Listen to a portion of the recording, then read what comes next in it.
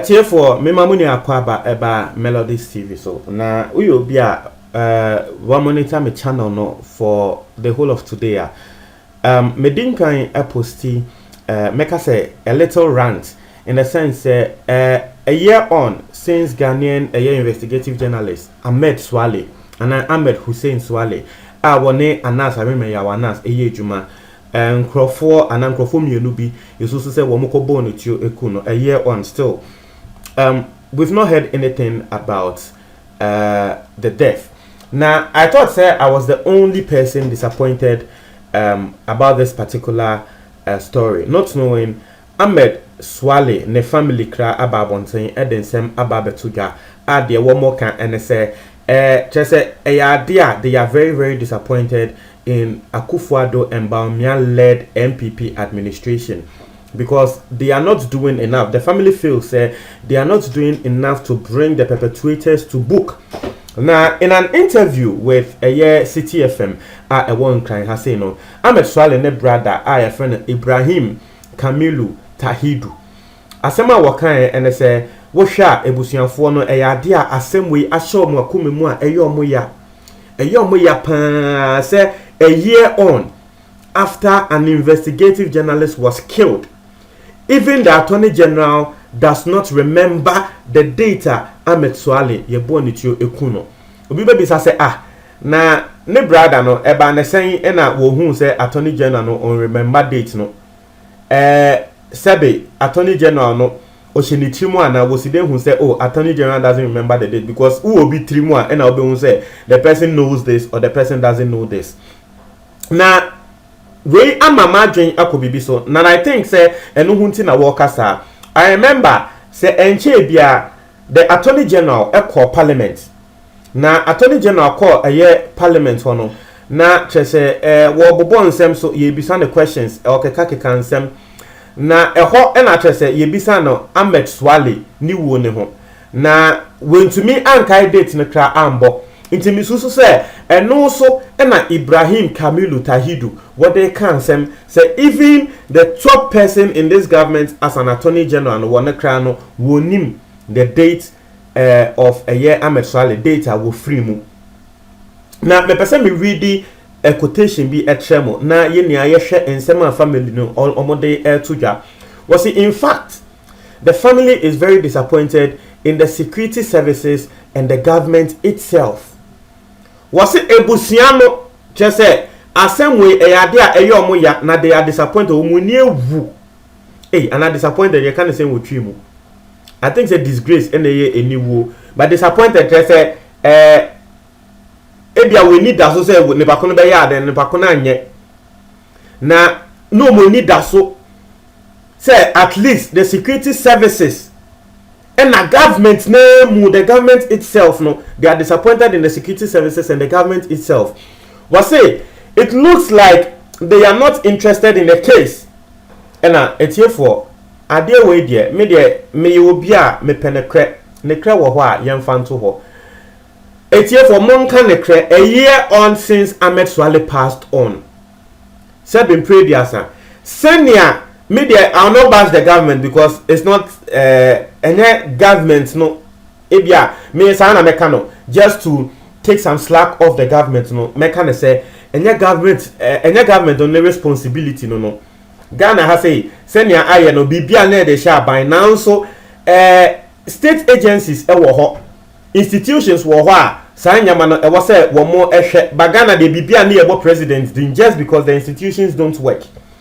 Intimate the Amedepo the security services to make found government because we a police near I was say we a police penny so who say where you money where you must say one more obi and our mom go dinyam ransom ye bet show any kwan say aban and president ebem and sana police penny said in previous a wo hu nyansa ehun ne said that obi ekokun obi nti was say me chi nipa kro no nti to be fair their family no can they are blaming the government but me no me government ne film me blaming the state security services. Now their worker and say it looks like they are not interested in the case and the a year on since a year Ahmed Swale wo ye metumi aka say just within the first 1-2 months na Ghana na as a state security agencies no wo mu ka say oh we will be updating the family omo ma yet as a police Ghana police omo ma yet as say they will be updating the family on the case. Now after that 1 month wo mu yes ade no 1 good year on just say wo mu nti bibia ye nti wo mu say wo mu de wo mu hu ne say the state security agency and the government itself are not interested in the case. Or say after all the noise, have you heard of anything again? And away a question and no power na me kra me bisa. Say yeah. Ewo Ahmed Swale ni wo ne ho yeah ewo Ahmed Swale ni wo ne ho no mesre o. What say? Say oh Ahmed Swale ni wo no a year on say ni ya what ya na Oye no so I can say and have you heard of any government official discussing it again?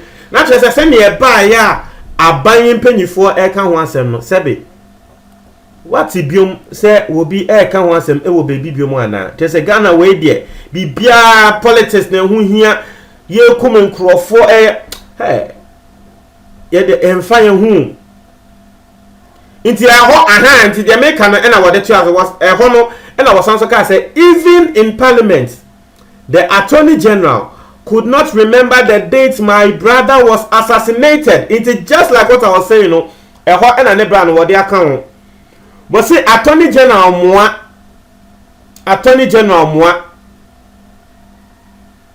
wako parliament na nse ya ya ma unim.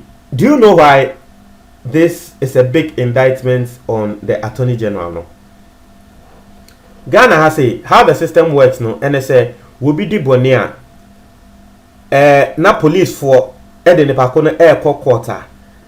Yebeka said the attorney general's office and I say ebe take up the matter. They said the police want to be and say wo mobile attorney general no amane say Nepal investigation aye say ni and I say yeah into no say into wo no dey assembly be kwa dan court. Attorney general na dey assembly kwa dan court say assume si we kun obi inti yanchi ntum inti woni kra sebe na nka wode assembly be kwa dan court ama yehu se Ahmed Swale wu a wo wu ye ngrofo we eneku no yanchi ngrofo we entum no za nipa ko no kra wo nim data Ahmed Swale wo wu ye atasa assembly de mfa ne ho because assembly de ne kra efa ho a date na esi ye every detail of assembly e wo trim you never forget about it. Atiasie inti say attorney general nankasa kra no could not remember the data Ahmed Swale ewu ye no na ne brother e de beto abonten say attorney general kra nansen ya wako parliament na family no ye tie o ye bisa the data Ahmed Swale ewu ye kra wo nim owie no sanso de tia say doesn't that alone ring a bell that the government is not interested in our case? Was it even this alone? Because attorney general, yes, the thing saying any nititi mun say attorney general so eka government so.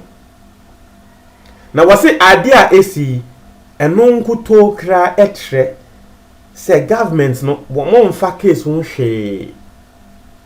Wo mfa case ni ho hwe. Na eto de bia question na me bisa say inti police for state security no is it that because yenim say wo bi edibone na omo pese wo mo che na wo mo che sa ni pakro no Ghana ha say wo bi kokum police ni wo bi kodi police ni bone a ho na obo say Ghana police they have information wo mo be kwosoro from insuase insuomu asase ase bebi a wo mo be kwa wo mo be che wo mo a wo mo ko di sa police na ewu bia wo mo be ye now so wo bi kodi obi ewu normal person ye kodi normal person ewu a na akwesa asem no ayakoda ne kokwa bi inti aya na nkofo bisa say inti is it that the Ghana police no they can solve these murder and assassination cases na nkofo bi na ehhehya ase and they just feel reluctant to and say wo mo yen hwehwemu na ekopema eya ekoduru empanyifuo bi ho in the sense ekopema ebekwa kopem say oh openyi we ni yehu ne say wono na wodi sa nyamra nsem nti no yentumi enya hwenfa ho. Is it that, like, is that the case?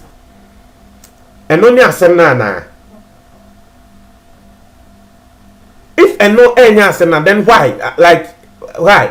Because that's the only explanation I can give. I can tell you for a fact, nkofo mienu ya wo mokum eye ametuali metumi aka for a fact say these two people enye wo mo anga sa wo pe na wo mu kum wo obi na ebo wo pa inti.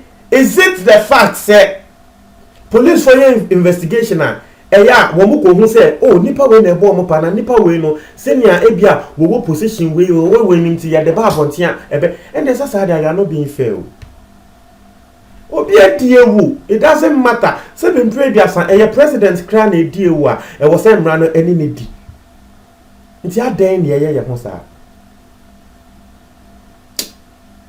Dachi bi yenia atemuda bi wo beebi a.